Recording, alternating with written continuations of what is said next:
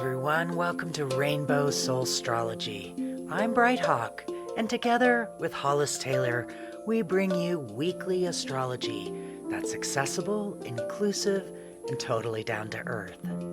Hollis is a seasoned astrologer and psychic medium. I'm a musician, artist, and storyteller who loves making the cosmos relatable. We're both passionate teachers who love answering your questions and helping you navigate life through the stars. Each week we start with a guided meditation to tune in to the planetary energies. Then we dive into the week's cosmic forecast, offer horoscopes for every sign, and always make time for your live questions. Whether you're brand new to astrology or you've been following the stars for years, we create a welcoming space where everyone belongs. Our different perspectives and styles come together to give you a well-rounded cosmic experience. Welcome to Rainbow Soulstrology. Let's get centered, tune in, and explore what the universe has in store for us this week.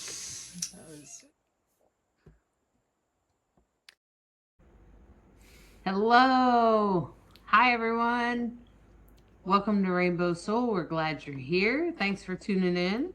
Thanks for checking out our weekly forecast. We appreciate that. We appreciate your subscribing, liking, or sharing. We appreciate all that.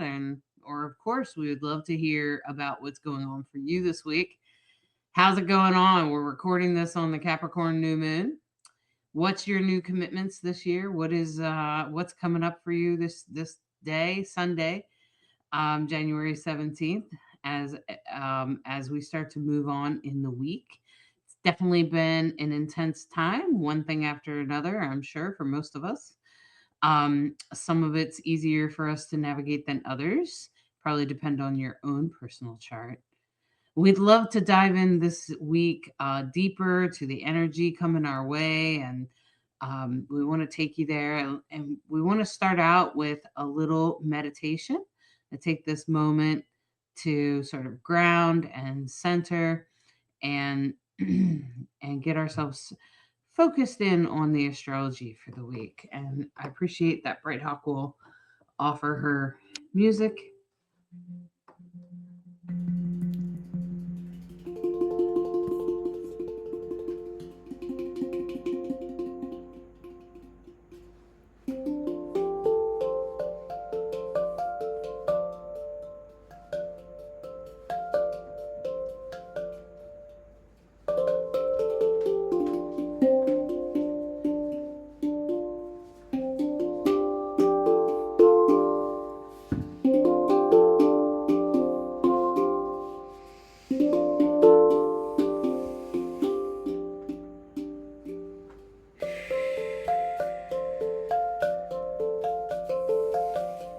So take just this moment, take a few deep breaths.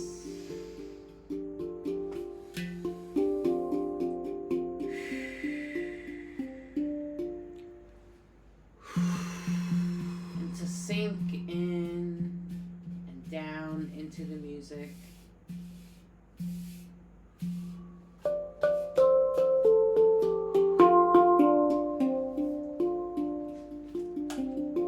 And allow yourself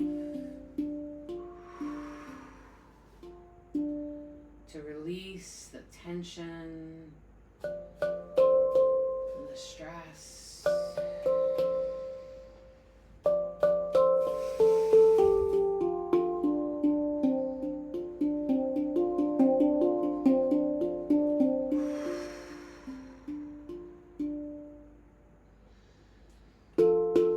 As you allow yourself to get taken away with the music, imagine yourself staring up at a beautiful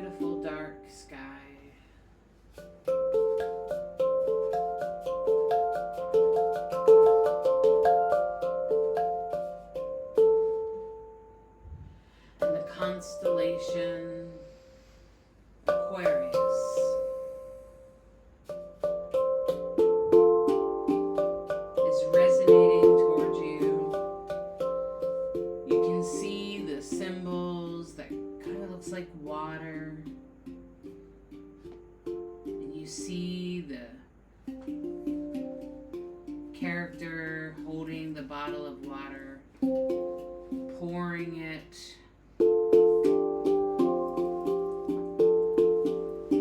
out.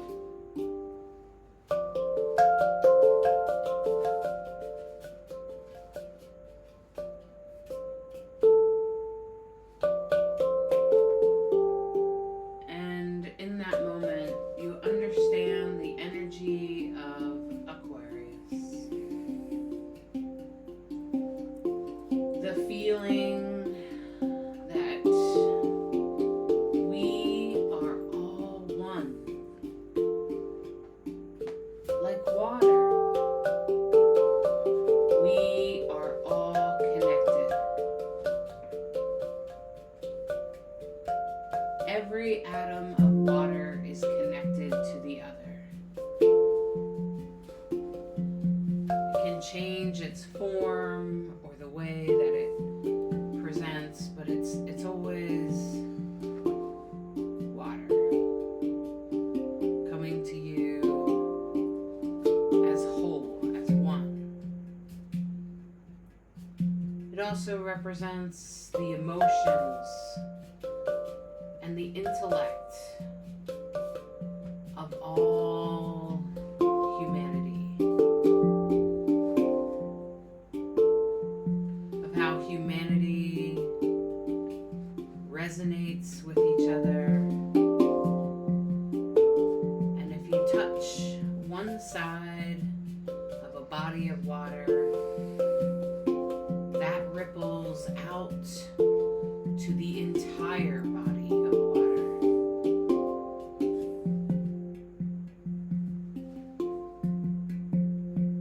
If you put poison into one part of the water, then that poison is everywhere in the water.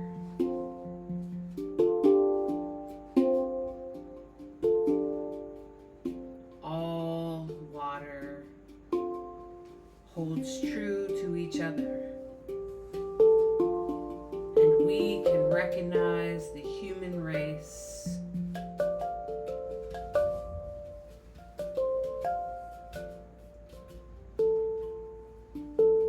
as mostly water.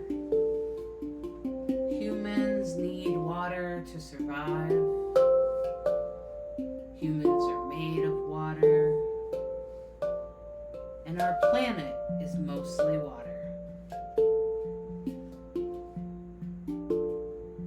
We can influence water.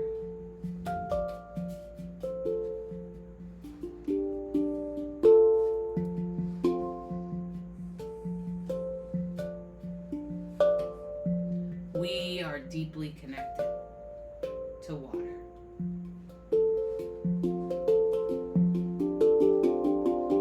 But Aquarius reminds us that water is also connected to all other things.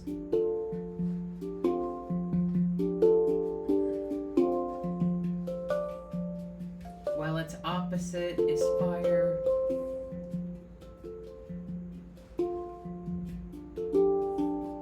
water also runs and is connected to earth. But in Aquarius, water comes together with air.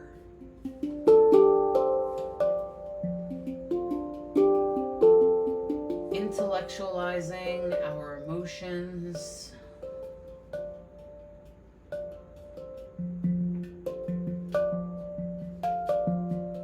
thinking our way through emotional experiences,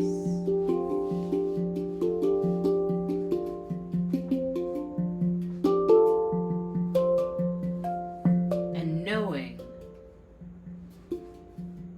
that we are all connected, that we are all one.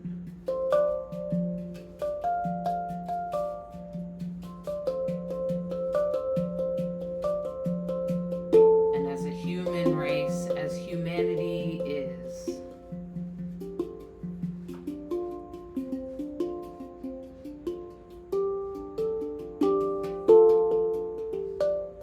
we recognize our interconnectedness and how hurt one, we hurt the other.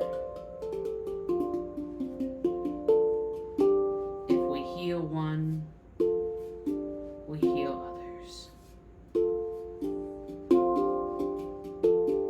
The web of humanity.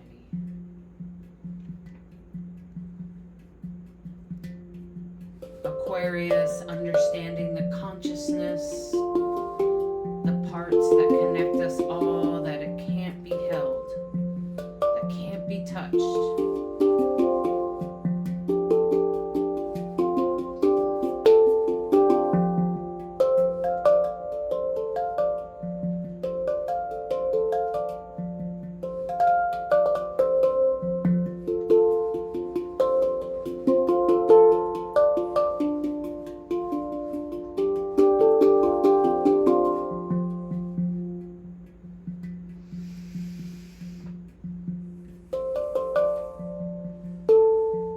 Consciousness and of the things we cannot touch, of spirituality, energy,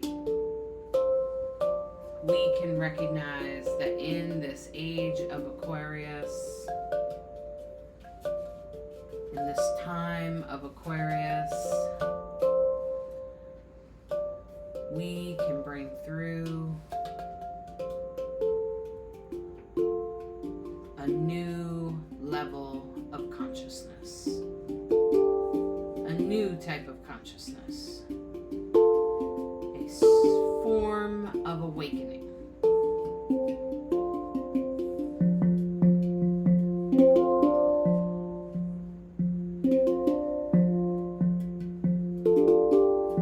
And as you are reassured by this,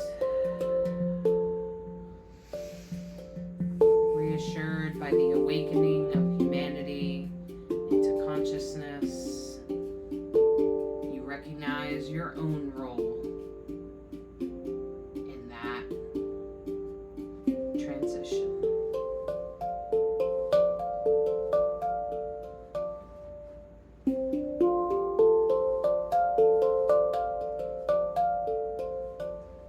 And as you come back into your body, I invite you to take a breath, wiggle your toes, stretch your fingers, open your eyes, and join us at Rainbow Soul.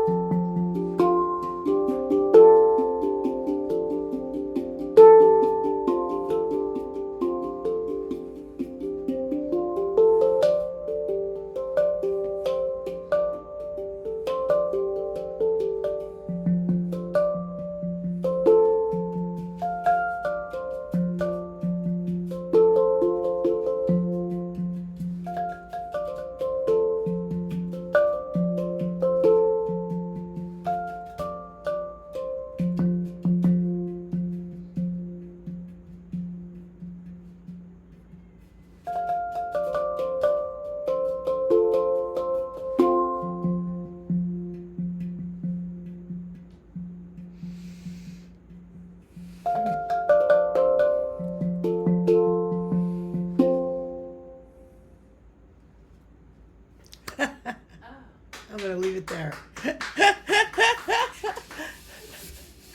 Okay. That was beautiful, Bright Hawk. Beautiful. Thank you. Thank you for that. Music always helps me feel a little bit more centered, a little bit more connected. And in these times, I think we could all use a little extra of that. I'm sure some of you have felt incredibly intense for maybe your own personal reasons, but maybe also the world stage isn't exactly by no events. Not that there's been any quiet since January, really. can't remember who said that. I was listening to a program or something on TV, and it might have been CBS Morning or something, and they said it hasn't been quiet since January. And I'm going to have to agree with that. It has not. It has been one thing after another, which I don't think is an accident. I do think it's a control tactic, a power tactic. Um, I don't know how conscious Trump is, because I don't really like to give him that much credit because, well, I just don't think he's that smart. But I wouldn't be surprised if the people around him were a little bit more conscious of that. So, so anyway, there's a lot going on. So we have a lot to cover, and but to be honest with you, it's mostly a lot of Aquarian energy. That's why we talked about Aquarius, because almost everything is now moving from Capricorn into Aquarius, pretty much where we are today, which is Sunday the 18th, when we're recording this. Venus is moving into Aquarius, and we also have a Capricorn new moon. And so let's go ahead and look at the charts. I'm hoping that meditation could help you understand Aquarius a little bit better if you didn't already understand it. Because, this is sort of we've already had a little bit of the Aquarius, the age of Aquarius, some people like to call it, because Pluto's going to be in Aquarius for the next 20 years. It's been there for, I think, a year now. And it moved back and forth for a while. So we got a real taste of it. That's when AI started to wake up, because Aquarius tends to also be fairly progressive or forward thinking. It tends to rule things like technology and medicine. So we've seen some advances in that regard, some regardless of how you feel about AI. It is part of it is and will be and is destined to be part of our reality. I think we definitely probably could use some regulation around it, and probably should take a look at that. Especially, I do think there are some great ways we could use it, and we're already using it in some really great ways, particularly in medicine. There's great ways that they use AI for all kinds of things. I'm glad that we also recognize that AI is not perfect, and that we should double check it. And I think that, I'll tell you what, it's made me a better editor as a result.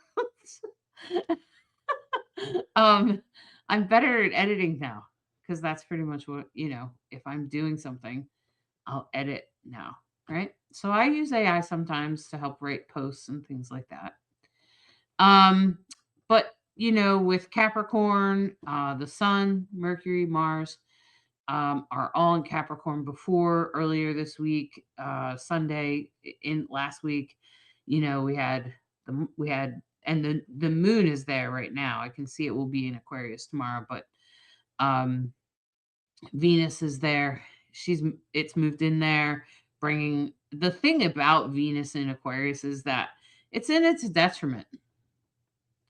So it's I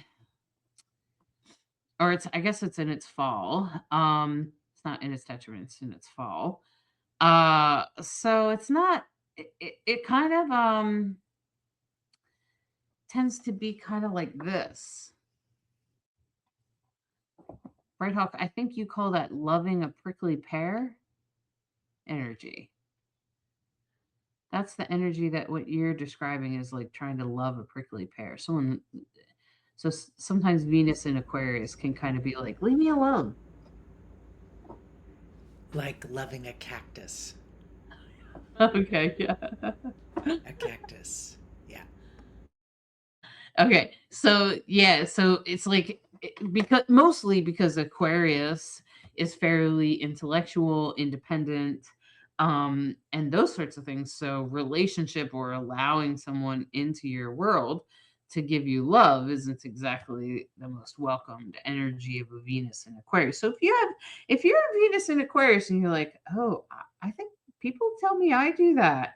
Yeah, that's probably why some people are programmed not to do that. But eventually, if they start to discover who they really are, they figure out that they need more space, more room. Um, and it's okay. Different people. I think it's great, especially if you meet another, maybe a Capricorn Venus or an Aquarius, another Venus Aquarius, or even sometimes even like other air signs like Gemini or Libra can probably not Libra so much as Gemini. Um, but the nice thing about Aquarius but in the transit, I think that's the part that we're looking at, which still makes me think of relationships of not exactly collaborating, not exactly, you know, I tend to like collaboration. I like when people come together. That inspires me. I love it. It feels good to me. I typically like to do that with others. I like to meet other people that I can meet in the heart center and we can do things together. We can collaborate. That I like that. That tends to like feed me. That's my moon, right? Libra moon. So collaboration is everything to me. um, but Aquarius Venus isn't always like that. So I feel like that's more like pushing away. It can sometimes be and when a planet is in its fall, so it's called essential dignities, and this is how we this is comes from traditional astrology, and this is when we talk about different planets having different levels of intensity depending on where they're at. Okay, so for instance, Neptune is in its rulership in Pisces. Okay, that means it's strong there. Okay, but Jupiter is exalted. It's usually rules Sagittarius, but currently it's in Cancer. So that means it's exalted. So that means it's super strong and super powerful. It's actually more powerful than it is in Sagittarius. When it's in its detriment, it typically means that it's not in its best placement. It's kind of quiet and not exactly interested. Not exactly how can I say it? It's not exactly in its most powerful place. Okay. So it doesn't mean that it's bad. It just means that it's not a super powerful planet for you. But when it's in its fall, this typically means that there could almost do something that's a little bit self sabotage. Okay. And so that's my concern about the Venus in Aquarius. And I knew that it was going in there, and it can just mean that if Venus is your ruling planet, so if you're a Libra or a Taurus, or you have a strong placement in Libra and Taurus, just be careful that, or if you have an Aquarius placement like Aquarius Sun or Rising, you might want to be careful that you don't do any self sabotage around relationships. That's all. Um, and right now we have the Sun, Mercury, and Mars in Capricorn, and they are in a sextile to Saturn and Neptune, up in Pisces, and they're also in a sextile to Uranus, while Uranus is trining everything in Capricorn. So Bright Hawk just changed it to Tuesday.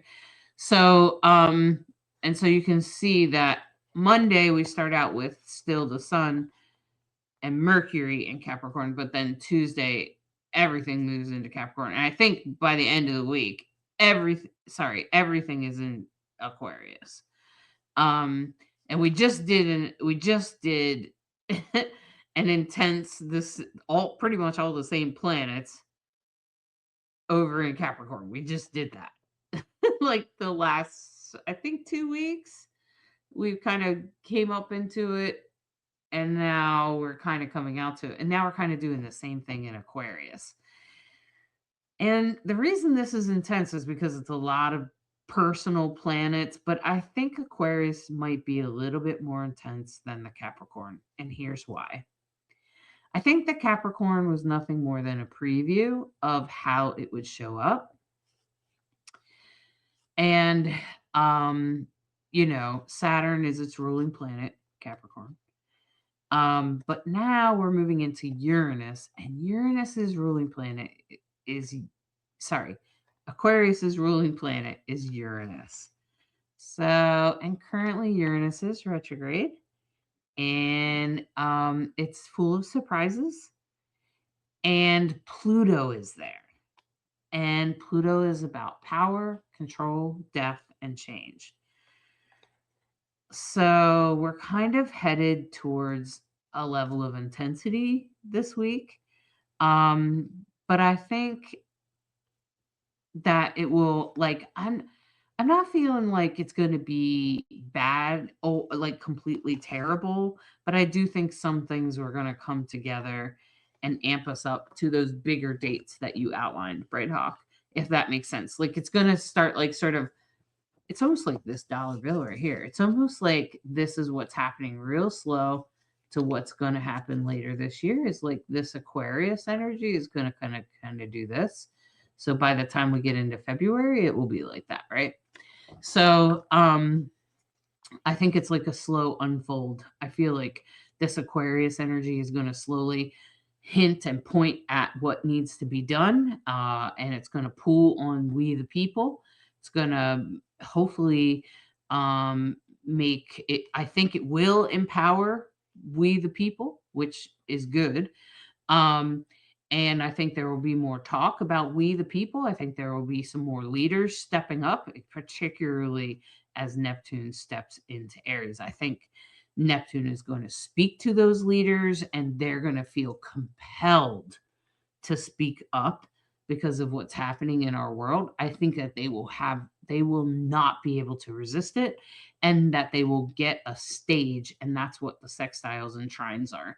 They're going to end up with a stage because everybody is like, okay, we see the terrible things that are happening. What do we do about it? Right? Because we're in a place that we don't know what we're doing. Go ahead, Bright Hawk. Well, and as everything shifts over into Aquarius, what you were saying about major dignities, Mercury is exalted in Aquarius. So it's powerful. Mind what people say. That's one of the things that I feel like, oh boy. And personally, you just cannot believe how, man, to go towards politics, I apologize, but I can't believe that a level of dumb shit stuff that comes out of our president's mouth. Not our president. I didn't vote for this guy. Never in a million years. It's like, are you kidding me? I didn't think you continue to show how intensely gross you are. So I think as people shoot their mouth off, some folks feel a need to shoot their mouths off. Listen, people will tell you who they are. And be mindful about what you find yourself saying, because it can reveal who you are. And I hope you reveal that you're a beautiful human being living in an intense time. And may we all show our better human selves and not the worst. It's really scary times. It's really awful. What's going on in the world is really hard to take. And now is the time that it's being revealed for the next while. We'll get to the last slide and look at the overall for the big picture for the year. It's a ride, and it's a big one because of all these big planetary movements. Yeah, and so this is kind of like our first big movement in Aquarius right now, other than Pluto in Aquarius, which we have sort of had a flavor of last year. And technically, so in some astrologers, some traditional astrology doesn't see Mercury as exalted, but sidereal astrology does see Mercury as exalted in Aquarius. So I can see how it would be exalted in Aquarius, because I would think that you would be speaking for the people, for speaking for the collective, which, in my opinion, makes more sense. Like, we want to speak for all people. We don't want to be bullies. We don't want to speak with a closed mind. We want to understand all perspectives, and that's definitely an Aquarian thing. And then also speaking in a way that pulls us forward, which would also be Aquarian. And I think that that could be a very exalted sign. So I'm excited about that.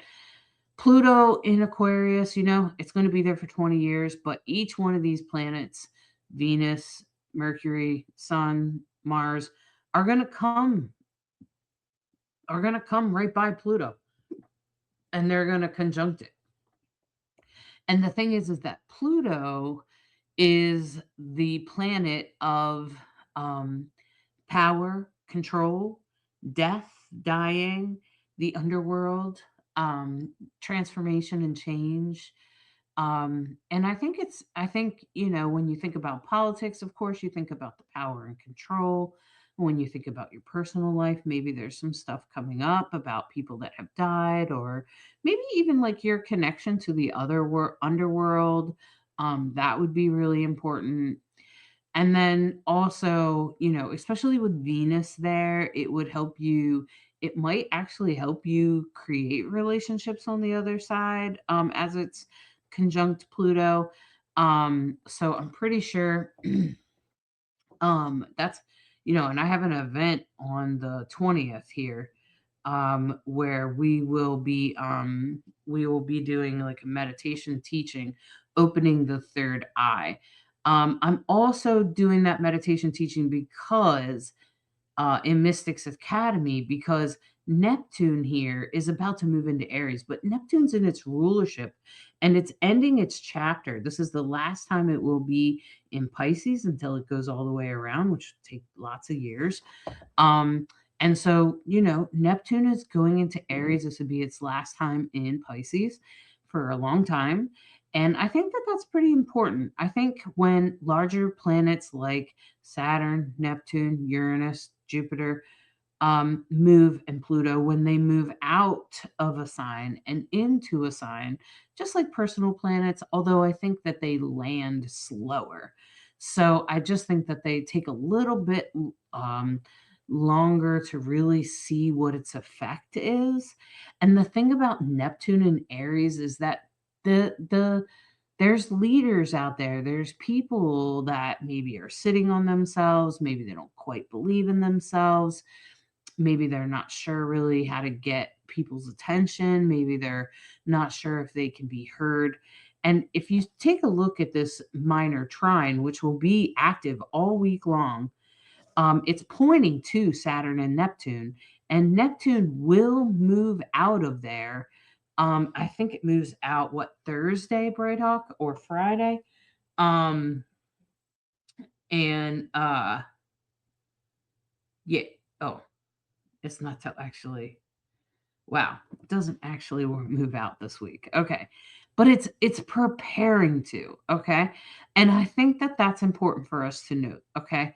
Because that Neptune, I mean, gosh, it's in like it's like 2956, I think it says there.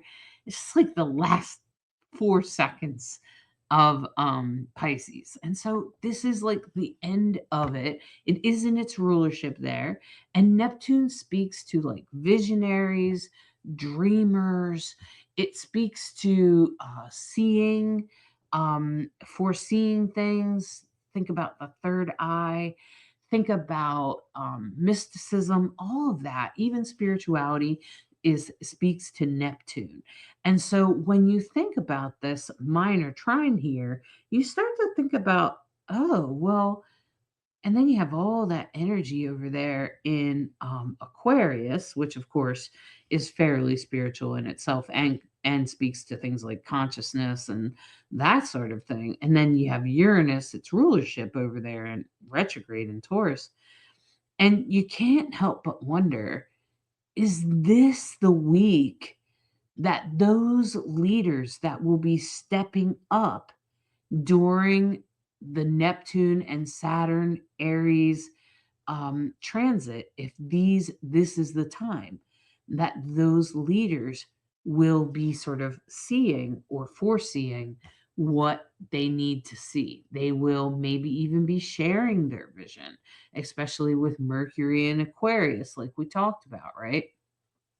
Maybe they will also start to put into, especially with Chiron direct, and um, maybe there will be some way that they will be able to tap into a bigger audience with all of that Aquarius energy, because we have 4 planets in Aquarius, and then Mars steps in on the weekend, Friday.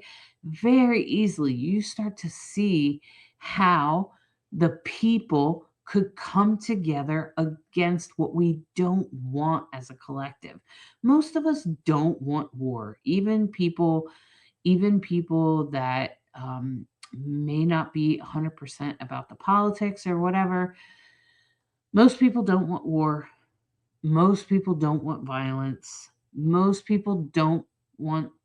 Americans don't want to land grab Greenland. Most of us are scared and bothered by the Venezuelan thing. Most of us are uncomfortable by the conversation with Canada. Okay, so and most of Europe, most of us are really bothered by that. And if you're an American, you know what I'm saying is true. Most of us don't want that.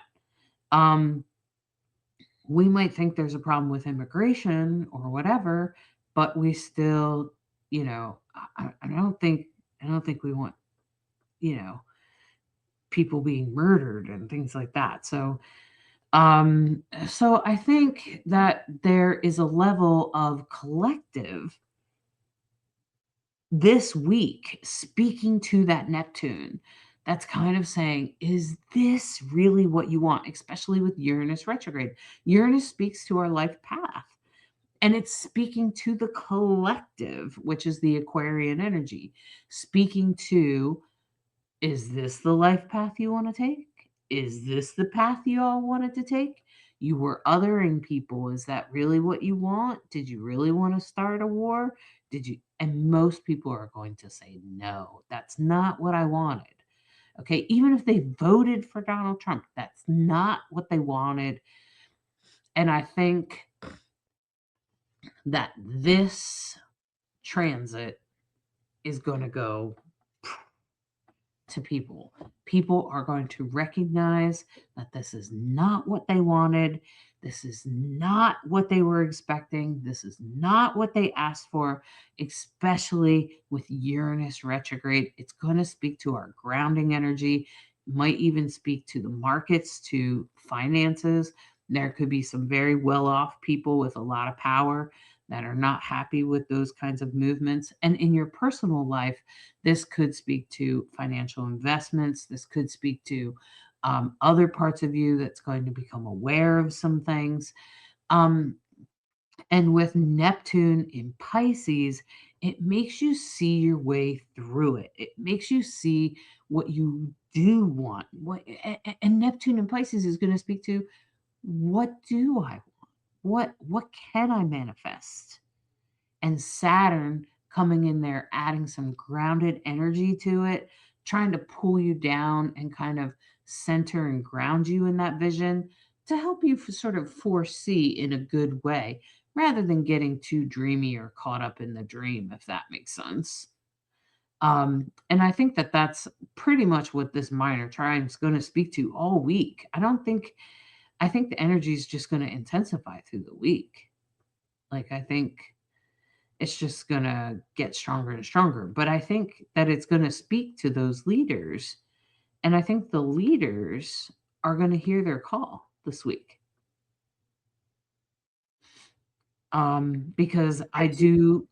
recognize that Neptune's going into Aries, and that's when leaders will step forward. It'll be interesting to see if that actually happens. I agree with you. This is the moment. The the minor grand trine is that, at least there's positive aspects, but there is definitely intensity all year. The one day that's not very intense is Saturday the 24th. There's a void of course moon that starts on Saturday and it goes into Sunday. And so Sunday on the 26th should be a fairly chill day as the moon passes into uh, out of Aries into Taurus. We've had Chiron very involved last week, and really, I think that finally towards the end of the week, the minor grand trine starts to resolve. But when we talk about the overall picture, I wanted to put together the big picture of what's unfolding over the next several months. This is why many, many, many astrologers, everyone that we consider teachers, mentors, that we listen to, everyone is like, whoa. You look at all the things that are happening in 2026, and there's a lot of whoa energy.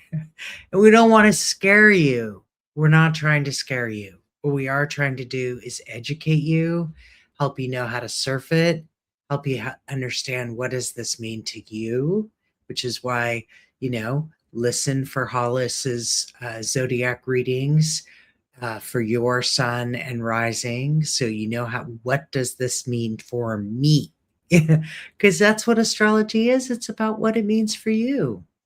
So this is tomorrow, the 20th. Well, it's not really tomorrow, but the 26th, the following day from when this forecast, I look at the week, but it was like, I got to show the big picture.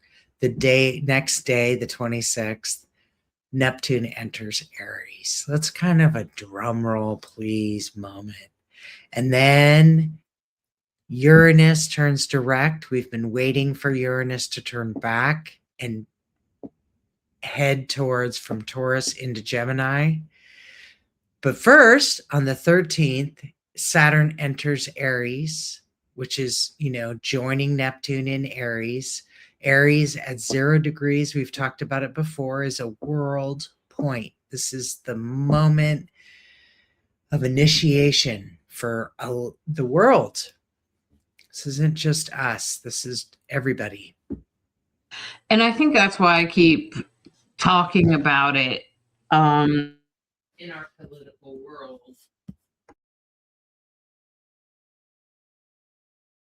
Yourself off mute. Yeah, I just seen that. So on January 26th, when Neptune moves into Aries, it's going to be on the world point. And it will hang out there until Saturn joins it on February the 13th. And in between that, Uranus is going to go direct. This means Uranus is going to say, okay, let's go. Okay, you've shown me what you don't want and what you do want. Now let's go. Let's make that happen. Okay.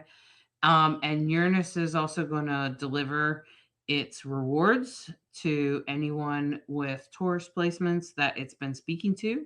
Surprise, surprise. It's going to offer you some surprises. It could give you rewards.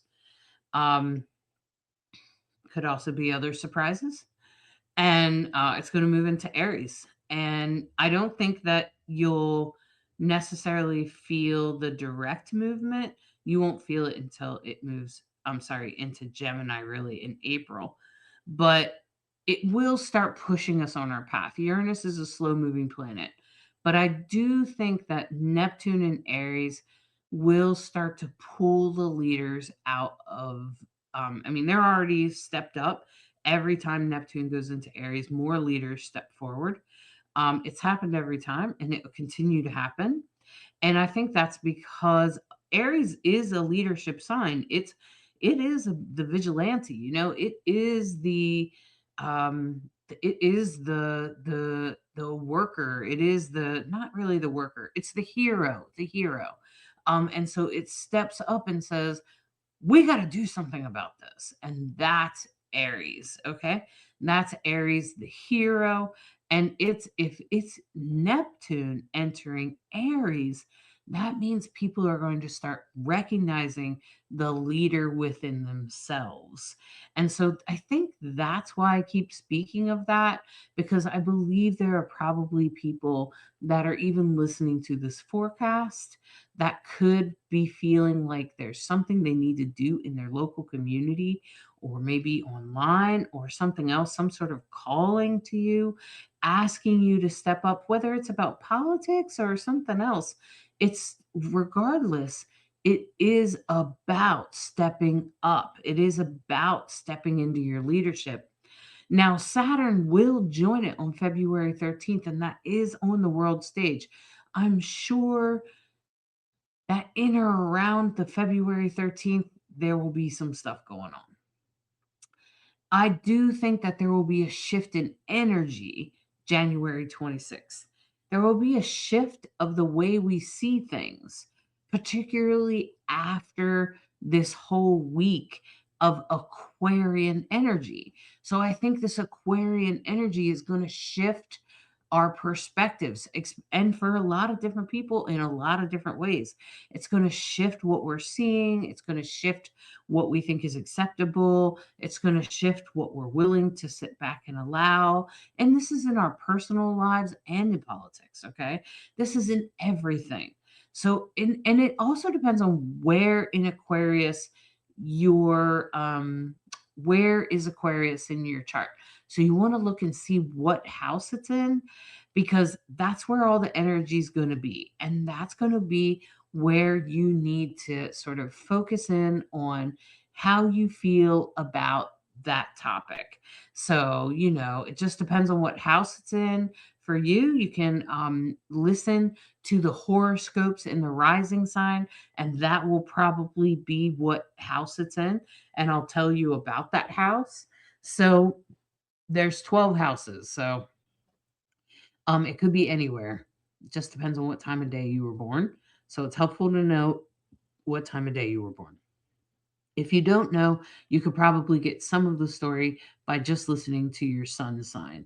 But let me just say that the Aries energy, sorry, that the Aquarius energy, I think is going to speak to the Aries coming forth. I think it's going to speak to them. I think it's going to be the consciousness. And, some of us believe in a collective consciousness. I personally believe in a collective consciousness. And I personally think that there's things happening in the world right now that will speak to those leaders. And it could just mean that they have to start a YouTube channel or they have to speak up in their local neighborhood or they have to organize a protest in their small town or whatever it is, okay? Whatever's being called to you, I want to suggest that you look at that. I want to suggest that you hear that and that you listen to that because and it probably will be very intellectual because of all the Aquarius energy this week. So it will be very intellectual and then it will become part of your passion because it's following that Neptune and that Saturn. Those are going to ingrain it into your passion, into your power, into your leadership, and to exactly what's supposed to be going on. Okay. So I do feel like like the Neptune in Aries is going to give you a vision. So I do want you to pay attention this weekend and this week. Notice what you're thinking about. Maybe it's someone in your life. Maybe it's a relationship. Maybe it's at work, or where you live, or what you do day to day, or how you meditate, or something like that. And it could be any of those things. And it could be that there's some intellectualizing that's coming through. And I really think that that's the messages we're going to be hearing this week. And I really think it's important that we listen to them. I really think it's also important that we prepare to take action on them. I don't know that we'll actually take action until this week. till Neptune actually moves into Aries, and maybe not even until later in the month in February, but I do feel like that all this Aquarius energy is speaking to us, because recognize also on this list that Bright Hawk put together for us that February 17th is a solar eclipse in Aquarius. And let me just say, that is going to speak to more of that Aquarius energy. So, whatever is going on for you this week, pay attention, because it will probably speak to the eclipse in Aquarius in February. And then also be aware that the North Node moves into Aquarius in July. So, if you have something going on about the collective, about groups, about consciousness, spirituality, or whatever house Aquarius is putting together for you, this is very important, because this is your preview. This is your insight. This is your time to become aware of exactly what your role is and what it looks like, and how to manifest it. And that's what that Aries energy in February is going to help you with Saturn and Neptune. And the eclipse is probably going to change maybe how you feel about it. Maybe there's going to be some changes in how you do it or how it fits. And then as you get into July and even April and July, as Uranus moves in, because Uranus is the ruling planet of Aquarius. So as a Uranus moves into Gemini, maybe you have a partner, maybe you have someone that's teaming up with you, because Gemini is very much about having a partner or a teammate. So that could be great. And then by July, you're manifesting whatever it is. So if you're sitting on something right now, I just want to make you aware that there's a bigger picture here that's happening, for the whole year. And it's going to unfold this year in a really special way. And it does also mean that what's happening on the world stage is also going to unfold in a particular way. And there could be a lot of intellectual discussions. I know for a fact that Europe is meeting about Trump's Greenland grab thing. I know that for a fact and I'm not surprised to hear that, right? That they're all going to have a discussion and come together about this. Can you blame them? Um, and so, that's intellectualizing, that's thinking about things, and that's thinking things through. And thank God they are, right? Okay. I'm glad that they're thinking it through and trying to help us figure out what to do here. Okay. Because I feel that that's how good decisions are made. And I would say that with all those planets in Aquarius, I'm praying like hell that they hear the call, that they hear what they need to do in order to help us with this insane man leading our country, frankly. Um, so, like, something needs to be done. I agree. And maybe some Democrats, maybe some other leaders will come together and actually speak about that. So when we think about the politics, we can think about it that way, where there's probably people coming together talking about it, intellectualizing what to do next. And before everything lands on the world stage, January 26th and February 13th. So there's a lot of intensity out there. We're already, we've already seen all kinds of intense things happen align with this astrology. And, astrologers have been talking about this year for a long time. Um, I think it's Rick Levine says it's 2026 through 2028, but 2026 is the most intense of it all. Okay. We're going to get through this year. We're going to make it through. There's a lot of intensity going on this year. And I'm just going to try to walk you through one step at a time. And like I said, your personal life could be manifesting into major, beautiful things, all the while other things are falling apart. There's lots of people during the COVID pandemic that surprisingly, while the whole world was isolated, they had major accomplishments. I myself had wins and loses during the COVID pandemic. So I would suggest that you also consider that, it's never black or white. It's not doom and gloom. It doesn't have to be that way. It could be both ways at the same time. So consider that for yourself, especially with this Aquarius energy. So, Bright Hawk, do you have anything you want to add? I think you did a great job, and I'm sure that you want to add the tarot cards and see what that has to sort of speak to finish off our week.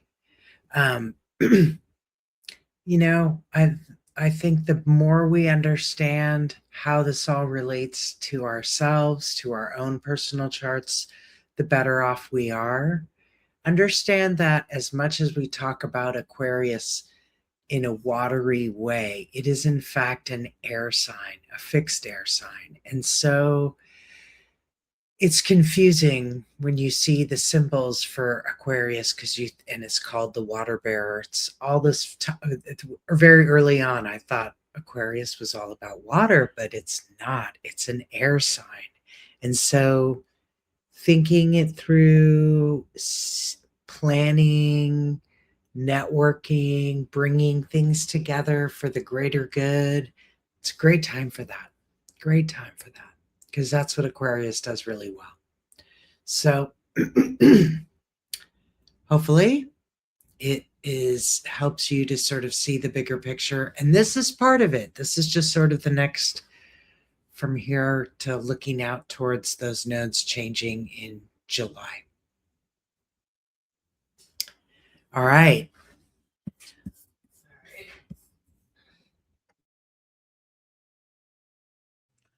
Oops, I didn't unmute. So yeah, so I just feel like, we're heading into this is a sort of the second step in our Aquarian energy, our next step in Aquarius. We've already had Pluto move into Aquarius, and now, we're seeing um, the favorite word is unprecedented, which is very much Aquarius. That is very much Uranus and Aquarius. Okay. So Uranus and Aquarius both rule that word, I would say. If I had to pick a word, that's exactly what I would think. Okay. And so we've already experienced a lot of that. It's a very common word that we listen to almost every day. Some of us are probably even tired of hearing it. And I would say that because of that, I really feel like that's going to speak to also new ways of healing. Just like there's going to be new medicines, new ways of using AI. It doesn't have to be all doom and gloom. So try not to get caught up in that. Try to also see the other ways. It's not always black and white. There's often other ways to do things. Like try to see AI as doing your dishes and your laundry while you work on creative projects. Um, and wouldn't it be great if, because frankly, has anyone tried to do like AI art? I mean, occasionally it gets a good image or whatever, but it's not really all that great. An artist is much better at most of it. So, so I'm just going to point the obvious out, right? Like most of us are going to be like, oh, it's cool. Like, and once its newness wears out, we won't be into it anymore. And then we're going to want artists to come up with new and great ideas. And I think even AI music is kind of dull after initially you're kind of like, eh. And the videos, come on. Have you watched the AI videos? Really? Okay. And so after some time, sometimes they're entertaining because things like a guy's arm is coming out of his ear or something, right? So I don't know if you've watched it, but it can sometimes be entertaining in that way. Sometimes you can count on AI to be hilarious in the most serious of videos. You start to recognize the AI voice, you start to recognize the AI energy, and I think that the next step is for AI to do our mundane tasks, which is what it's intended for anyway. That's why it was created. It's meant to come in and do our dishes and do our laundry and stuff. And people are like, oh, to take over our jobs and stuff. Well, can you imagine a world where where it wasn't so important? Maybe we need to move to democratic socialism, where we all get a regular amount of money and we work on whatever we want to work on in community. And we just become, instead of having to get a job, we all have a certain amount of money, and we just work on what we want to work on each day. We don't have to have a job. We don't have to go to the grind. While that sounds a little scary sometimes, it can also be our future. So I think there's different realities that we could consider. Maybe I should write a book. Maybe I should write a book about the future of AI. But I can see a way to it that could be okay. So there are different realities, different ways of seeing things. So try to remember that. And AI can be very helpful in medicine. It already has become that way. Okay. So, and that's what Aquarius is about. Aquarius rules medicine, AI, um, forward thinking, and the collective. Okay. So those are the kinds of things you want to be thinking. Consciousness, things like that. Okay. So this is our past. This is the Three of Cups. And this is very much about collaboration and celebrating our collaborations with others. This is very much about celebrating our relationships and connections, especially our emotion connections. This is very much about our heart connections with each other, how we're connected in the heart with each other, and celebrating those heart connections. And I think this is really important, especially when we're looking at this at in the now. The oops, the Ace of Pentacles, which is very much about our resources. But this is about having the resources you need.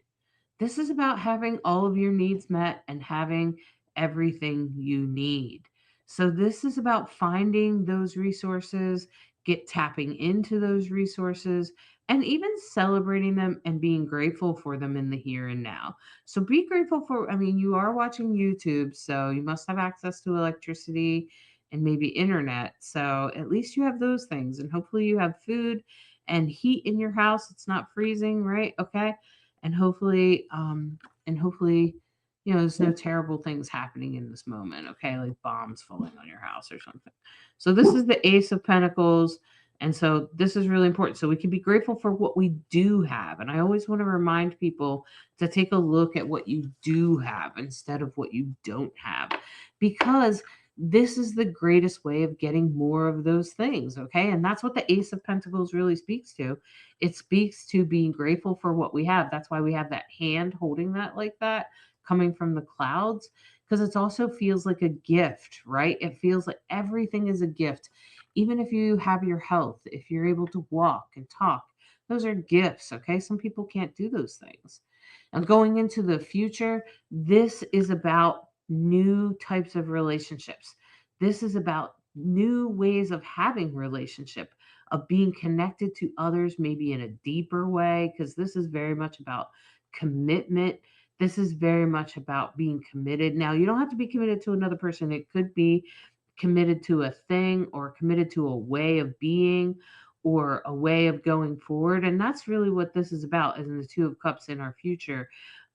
It's coming our way. So I just want to say, so remember our spiritual and emotional connections from the past and how we celebrated those and how they came together and how they filled our cup, literally. Okay. And let's recognize that and let's be grateful for what we do have, maybe from those relationships and those connections. What is good that does come through? What can we be grateful for? And let's be grateful for those things and be grateful for the parts that we do have instead of anything we don't have. Okay. So let's focus on what we do have, because the more we do that, the more likely we are to make these positive connections, these positive commitments, and this positivity that's coming through, which kind of speaks to the astrology, right? It's like intellectualizing the Aquarius energy and all of that. So I think, I mean, I'm not saying this week is going to be easy, but I don't think it's going to be as intense as it was last week. Wow. I love those cards. I think those are amazing. always amazed at how they reflect how to sort of ride the week. And that's a really great reminder, especially when we lead with gratitude. I always really believe that the more you focus with gratitude, you get more of what you focus on. Where your attention goes, energy flows, as they say. So makes sense to focus on what is working, give gratitude for that. And I know I give great thanks for each and every one of you for your likes and for your subscribes and your comments. Thanks for joining us on Monday Evening Live, where you can bring your chart. We're happy to answer any questions you might have. And of course, you can tell Hollis is an amazing person to get a reading with. They have amazing insights and want to share those insights with you. You can, of course, book with them at divineandrogen.com or at psychicinsights.life, right? And yeah. And also, you can check out their class with Nadiya Shah at Synchronicity University, where they're going to be talking about how to find gender in the astrology chart. It's going to be an amazing class.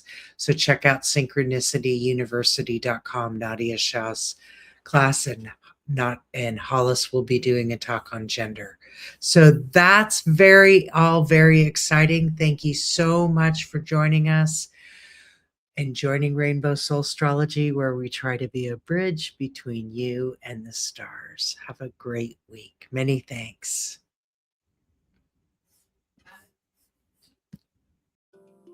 Thanks so much for spending time with us this week. We hope you're feeling more connected to the cosmic energies and ready to work with them in your daily life.